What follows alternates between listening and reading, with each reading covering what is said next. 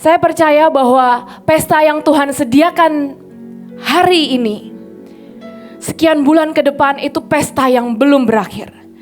Maka saya percaya juga bahwa kita adalah orang-orang yang harus menikmati sampai pesta itu sampai yang terakhir.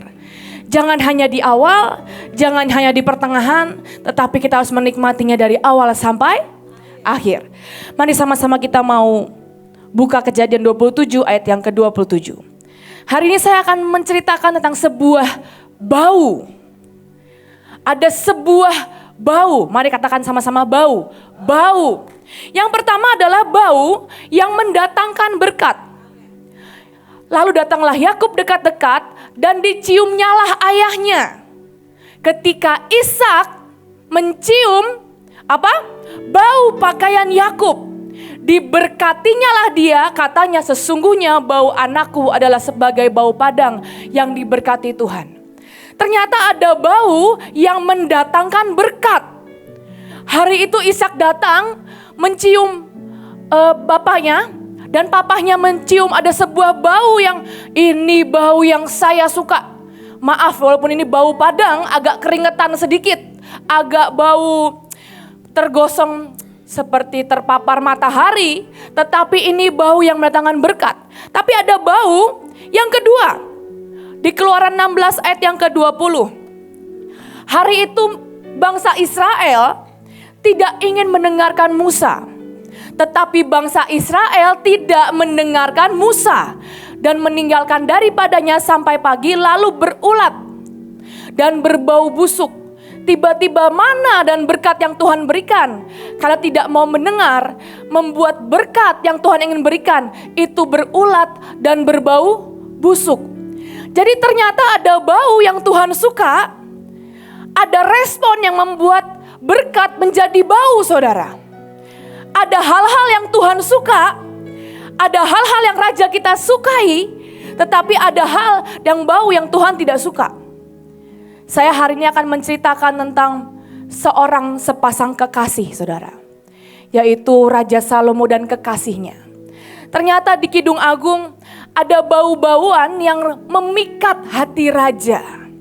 Ada bau-bau tertentu yang raja itu suka ternyata. Kalau menurut saya, Joshua itu gak suka parfum, saudara. Jadi kalau tidur ada bau parfum, ini bau dari mana? Dia gak bisa tidur. Tapi ada bau-bau khusus yang dia suka. Yang pastinya yang saya tahu, keluarga ini, keluarga suami saya tidak suka durian, saudara. Itu bau yang dihindari, saudara. Bau durian itu bau yang dihindari. Jadi sebenarnya ada bau-bau yang disukai raja. Tetapi ada bau yang tidak disukai raja. Apa saja bau itu?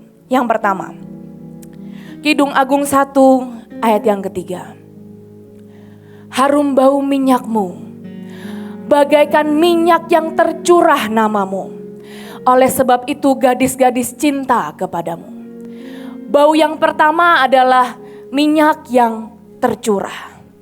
Ternyata kata tercurah dalam bahasa aslinya itu adalah to make it empty atau to keep it hungry.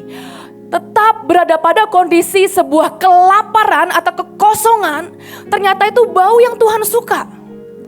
Ternyata kelaparan dari hidup kita. Waktu kita, Tuhan kami merindukanmu. Waktu awal-awal kita cinta sama Tuhan. Waktu awal-awal kita jatuh cinta sama Tuhan. Kebaktian jam 5 datang jam 12, saudara. Luar biasa. Sampai Asyir bingung, Asyirnya aja belum datang. Asyirnya belum datang. Sering kali gak dapat perjamuan, bener kan saudara? Nah itulah pasti orang-orang yang lapar itu. Lapar, sungguh-sungguh lapar. Kebaktiannya jam 8. Ya dibuka pintunya jam 5, ya datangnya jam 12, saudara. Tapi ternyata bau itu Tuhan suka. Saat ada minyak yang tercurah. Tiba-tiba ada di dalam hidup kita yang tercurah. Sampai itu habis. Semuanya Tuhan ini untukmu. Ternyata tuh bau yang Tuhan suka. Saya punya teman di Solo, dia jarang sekali bisa ikut kebaktian, saudara. Jarang sekali. Kenapa?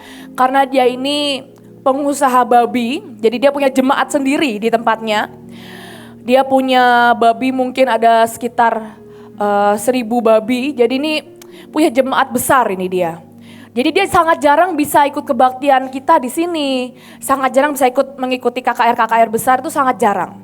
Tetapi yang ajaib yang saya lihat dari orang ini adalah dia orang yang sangat lapar. Sangat lapar. Hari itu yang saya ingat, suami saya pelayaran ke sana, pergi ke Solo. Dan dia cuma bilang ini, tolong doakan saya.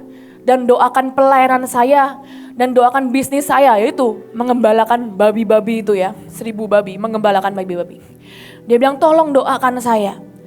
Biar apa yang saya kerjakan itu untuk Tuhan. Akhirnya singkat cerita suami saya doakan, sangat simpel. Seperti hal yang biasa, didoakan, ditumbangin tangan seperti biasa. Tetapi yang membedakan hari itu tiba-tiba ada seseorang yang dengan sangat lapar. Sangat menghargai. Tiba-tiba dia menaikkan sebuah harum dan sebuah bau yang tiba-tiba Tuhan bilang, aku suka nih bau yang ini nih.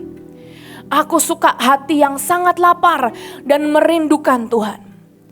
Yang ajaib waktu dia pulang, tiba-tiba salah satu karyawannya itu sedang mengandung, saudara, sedang mengandung. Tetapi masalahnya ternyata perjalanannya tidak baik, ada mium, jadi kandungannya bersama mium itu bersama-samaan tumbuh dalam perutnya. Yang kedua menurut dokter ini berbahaya antara anakmu yang harus dikeluarkan atau miumnya, pokoknya berbahaya, ini sesuatu yang berbahaya. Dan tiba-tiba dia bilang gini, gimana caranya? Oh saya ingat, tadi saya didoakan kojos katanya. Saya percaya apa yang saya kerjakan berhasil. Dia doakan karyawannya, Tiba-tiba karyawannya tidak mengalami apapun, tetapi yang dia ingat adalah dia mimpi, saudara. Jadi karyawannya tuh mimpi, dia mimpi ketemu suami saya. Kenal pun tidak. Dia bilang ini, saya bertemu dengan seorang lelaki tinggi dan tampan seperti artis katanya. Luar biasa. Dia bilang saya bermimpi saya ketemu sama seorang lelaki tinggi seperti artis, layaknya artis. Tapi dia bilang Tuhan akan menolongmu, dia bilang gitu. Dia bangun, tiba-tiba dia merasa segeran, dia cek ke dokter, miumnya hilang saudara. Miumnya hilang. Saya nggak tahu ini versi mendoakan kesembuhan ilahi dari mana, saya nggak tahu. Lewat mimpi sekarang mendoakannya, luar biasa. Ini lewat mimpi sekarang. Dulu kita tumbang tangan, telepon ya. Sekarang lewat mimpi, lebih canggih lagi. Tapi tiba-tiba ada sebuah kelaparan dari bosnya.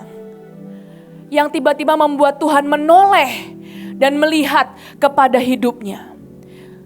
Dan tiba-tiba bau ini menyentuh hati Tuhan. Sekali lagi, kalau kamu ingin membuat Tuhan baper saudara, jadilah orang yang lapar saudara.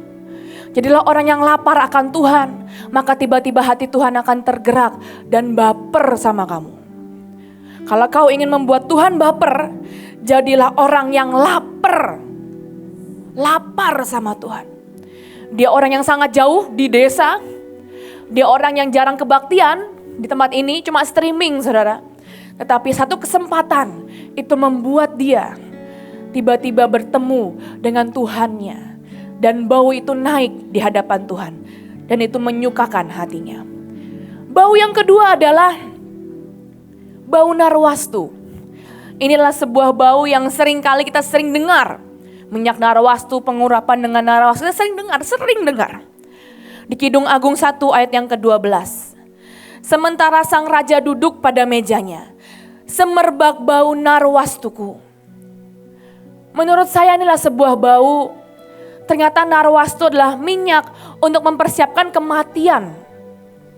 Salah satu minyak untuk mempersiapkan kematian. Makanya kenapa waktu Tuhan Yesus sebelum disalib, ada seorang perempuan bernama Maria mendatangi Yesus dan mengurapinya dengan narwastu. Kenapa? Karena ini sebenarnya persiapan untuk kematian.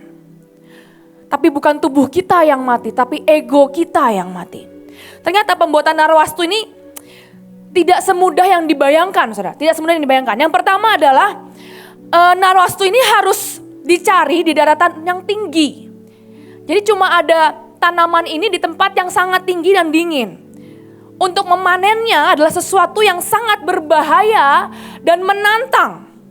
Yang kedua adalah narwastu ini hanya dapat dipanen dalam satu tahun, hanya selama 15 sampai 20 hari per tahun.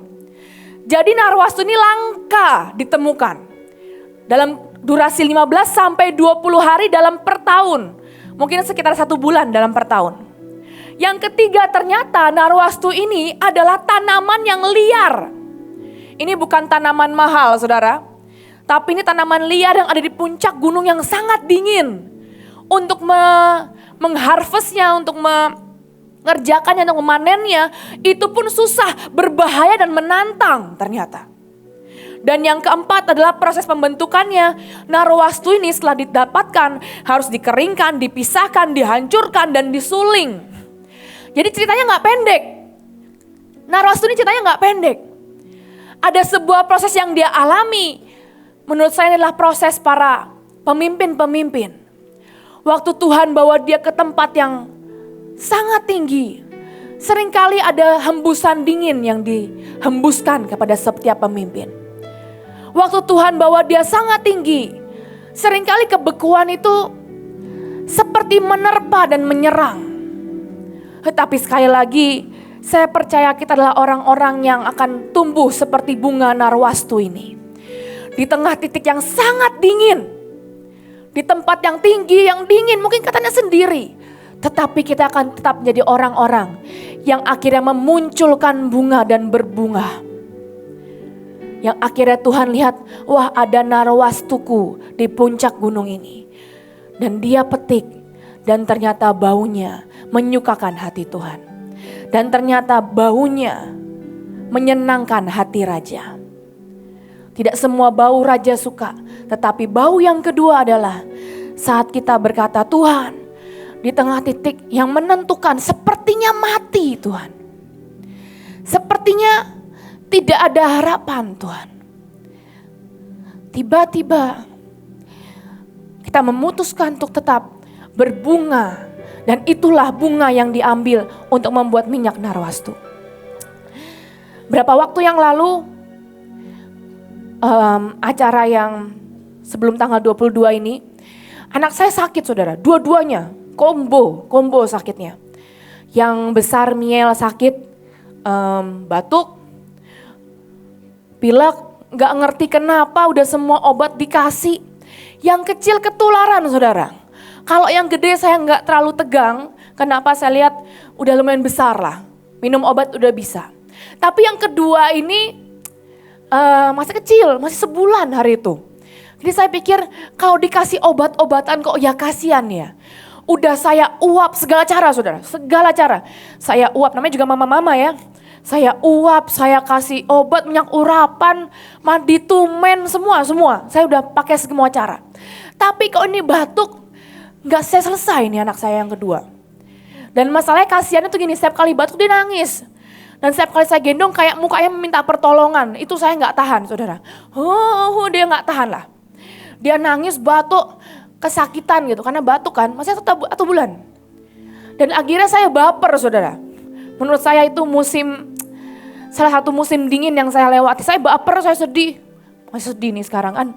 Ceritanya masih mau nangis ya. Dasar Kesya nih ya. Saya sedih, saya lihat anak saya nangis, anak saya sakit. Saya tahu sih teorinya, ini kehormatan. Cuma sedih, tetap sedih. Tapi saya bersyukur di tengah musim dingin itu ada suami saya yang datang dan dia bilang gini. Dia gak ngomong gini ya kasihan ya, yuk kita berdoa sama-sama. Enggak. Dia ngomong gini, berhenti sedih, berhenti baper. Dia bilang gitu. Ini lebih lembut, aslinya lebih galak saudara. Asli lebih galak. Berhenti sedih, berhenti baper. Ucap syukur. Kalau kamu gak mengucap syukur, itu sakit terus tuh. 1 bulan, 2 bulan sakit terus. Jangan terikat dengan anakmu. Berhenti baper, ucap syukur. Akhirnya saudara, saya kesel digituin, saya kesel saudara. Ini kok ya bukannya mendukung gitu ya. Mendukung apa ya, kasih berdoa apa obatnya. Tapi kok ya marahin, bersyukur. Akhirnya saya sembari kesel, saya mandi, bersyukur. Terima kasih Tuhan. Dari bersyukurnya tuh terima kasih Tuhan itu marah-marah saudara sebenarnya. Ini dari hati nih ya, ini curhat sedikit. Saya dari yang ngomongnya tuh marah-marah, Tuhan, makasih Tuhan. Makasih batuk, ini kok batuk gak selesai. Soalnya bersyukurnya belum dari hati, saudara. Narwastunya ini gak murni, palsu. Ucapan syukurnya tuh palsu. Sampai akhirnya saya bisa naikkan, Tuhan terima kasih Tuhan, terima kasih. Sampai waktu saya gendong Elion, anak saya yang kedua. Dia batuk-batukan, kenceng batuk-batuk tuh sampai gak tahu lah, batuknya tuh kayak gak berhenti-berhenti. Akhirnya saya ikutan marahin dia, saudara. Habis saya bingung gimana ya, saya udah mengucap syukur kok gak berhenti-berhenti. Akhirnya saya marahin anak saya yang kedua, saya bilang ini, Elion setiap kali batuk ucap syukur, gak tahu lah dia ngerti atau enggak.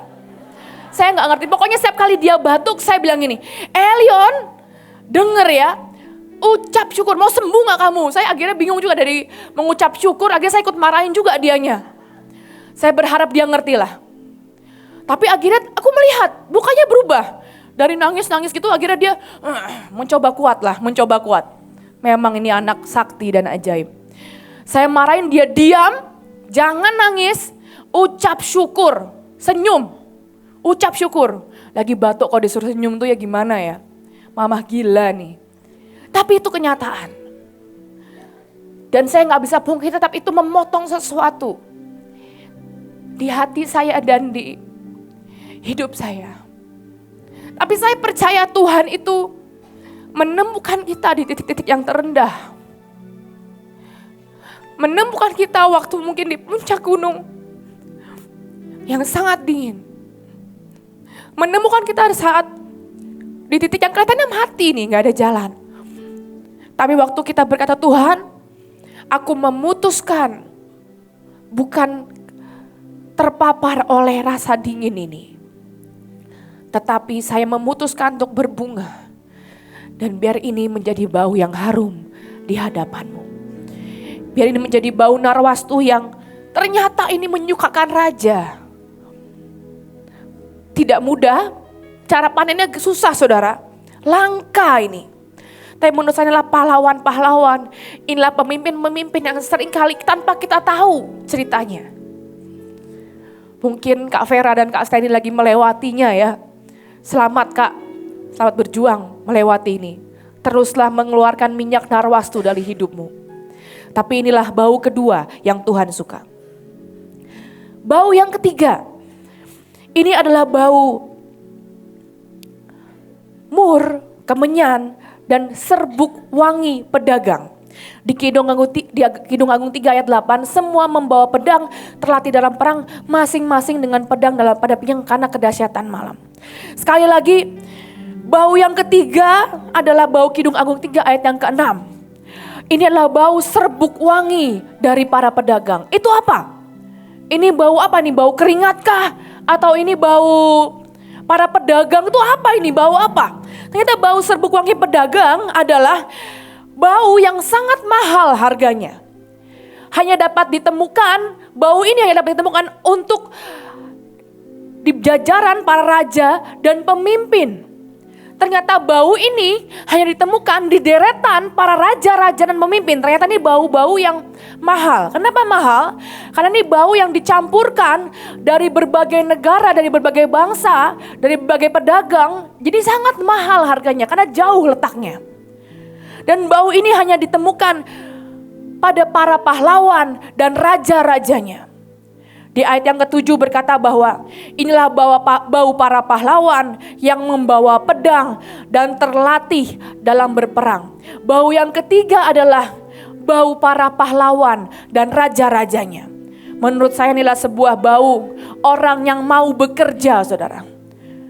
Inilah orang-orang yang meletakkan berkeringat. Pedagang itu gak mungkin gak keringetan lah ya. Namanya dagang itu gak mungkin keringetan, saudara. Inilah bau waktu kita mencurahkan, kita memeras sekali lagi sisa-sisa yang kita miliki. Inilah bau yang waktu kita bilang, Tuhan, ini tuh baru acara Desember loh Tuhan. Ini keluar, ini keluar, ini keluar. Tapi kita peras sekali lagi. Dan tiba-tiba ada bau serbuk wangi para pedagang-pedagang. Menurut saya bukan pedagang, dalam bahasa Inggrisnya lebih bagus. Chief all the spices. Bau para pahlawan dan bau para raja-rajanya. Ternyata Tuhan tuh menyukai itu. Saya akan ceritakan sedikit tentang kesaksian Cinita kemarin waktu tanggal 22. Dia tuh cerita, Desember itu baru acara banyak lah, kita retret, ada raker, saya lupa apa saja, tapi ada banyak acara dan itu keluar uang banyak saudara. Keluar uang tuh banyak. Dan tiba-tiba kita ada acara lagi tanggal 22. Dan dalam kesaksiannya dia berkata seperti ini. Ini tuh sebuah pilihan.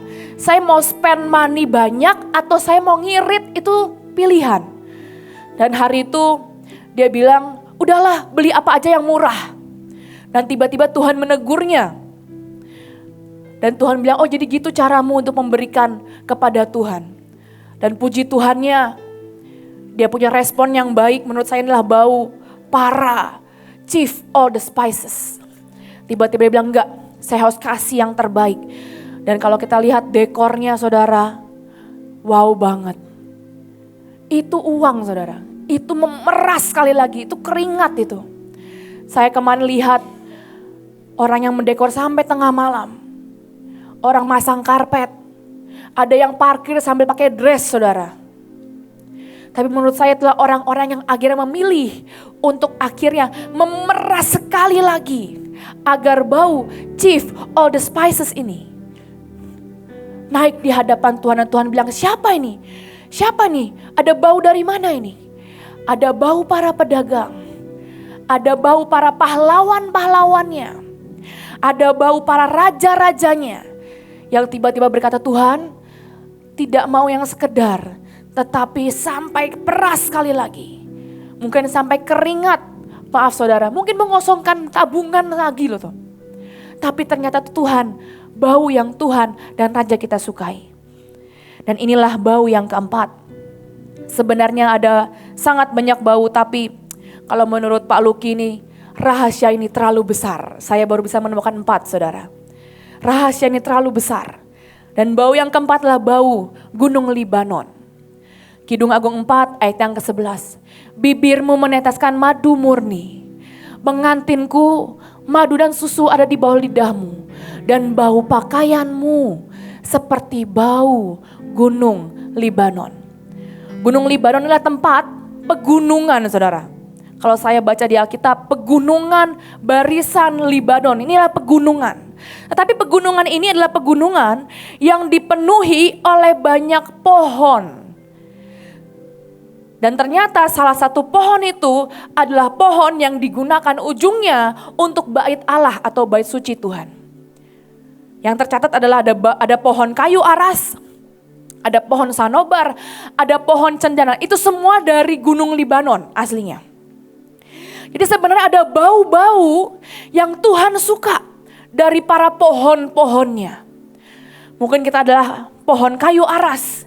Mungkin ada orang yang menjadi pohon sanobar. Atau mungkin ada orang yang menjadi pohon cendana. Arti kayu aras artinya adalah firmness of roots. Kekokohan pada sebuah akar. Ternyata waktu kita berkata, Tuhan ini imanku. Aku memutuskan percaya sekali lagi. Tuhan ini udah habis Tuhan. Tetapi aku memutuskan ini pesta. Dan aku akan lihat kelimpahan, resepsi dan bukan resesi. Sekali lagi Tuhan. Itu adalah bau yang Tuhan suka ternyata.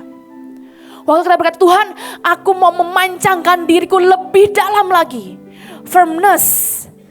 Sebuah kekokohan pada sebuah akar dalam hidup kita. Waktu Tuhan berkata, mau dipukul lagi, pukullah Tuhan. Didik lagi, biar tertanam lebih dalam lagi. Itulah bau kayu aras. Yang kedua adalah bau kayu sanobar. Kata sanobar artinya adalah fruit bearing. Atau sebuah pohon yang sanggup membear, yang sanggup untuk menahan, yang sanggup untuk mengkontain sebuah buah-buahan yang sangat banyak. Waktu kita berkata, Tuhan aku memilih sukacita. Aku memilih cinta dan mengasihi lagi. Aku memilih percaya lagi. Aku memilih untuk menaikkan doaku lagi. Tuhan aku memilih Tuhan untuk menaikkan imanku lagi. Tuhan aku memilih Tuhan untuk berdoa sekali lagi. Tuhan aku memilih Tuhan untuk penguasaan diri sekali lagi. Tiba-tiba itu bau yang naik di hadapan Tuhan. Dan ternyata itu bau yang raja sukai. Ada bau yang ternyata bau kelaparan yang Tuhan suka. Ada bau kematian daging yang Tuhan sukai. Ada bau yang ternyata waktu kita bekerja, bau para pahlawan dan raja yang Tuhan sukai. Tetapi ternyata ada bau gunung Libanon yang Tuhan cintai dan rindukan dari setiap kita. Itulah waktu kita berkata, Tuhan sekali lagi pancangkan aku lebih dalam. Tuhan, biar hidupku penuh dengan buah-buahan. Buah-buah roh, kasih, sukacita, damai sejahtera. Yang itu akhirnya menaikkan sebuah bau yang memikat hati raja. Hari ini pesta itu masih panjang saudara. Jangan sampai kita bau badan di pesta. Pesta itu masih panjang. Jangan sampai kita bau duren di pesta Tuhan. Pesta ini masih panjang. Jangan sampai Tuhan ilfil sama kita. Tapi mari kita terus naikkan setiap bau yang Tuhan suka sepanjang pesta ini. 6 bulan ke depan, 1 tahun ke depan. Sepanjang pesta ini. Mari sama-sama kita naikkan bau-bauan yang memikat hati raja kita. Terima kasih. Terima kasih Tuhan, terima kasih Tuhan.